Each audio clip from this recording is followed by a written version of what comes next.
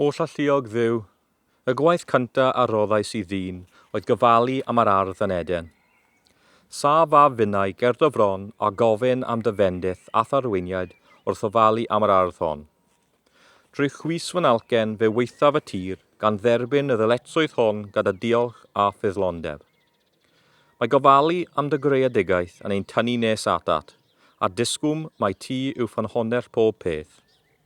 Fel y mae'n ysgrifenedig yn Salm 65, yr wyt yn ymweled ar ddear ac yn ei difyrhau hi, yr ydwyd yn ei chyfoethogi hi yn ddir fawr ag afon Duw, yr hon sydd yn llawn dwfrn.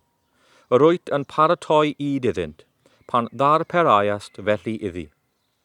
Gan ddifyrhau ei chefnau a gostwng ei rychau, yr ydwyd yn ei mwydio hi a chyfodau ac yn bendithio ei chnwd hi. Cyrynnu yr ydwyd y flwyddyn, a ddaioni, ath lwybrau a ddiferant flaster.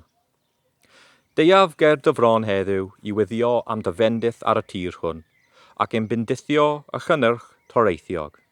Bendithia waith fynwylo a thawys fynwylo am hopeth a wnawnt, mwyn i'm llafur anrhydeddu dy enw di. Yn enw'r Tad, y Mab a'r Ysbryd Glân. Amen.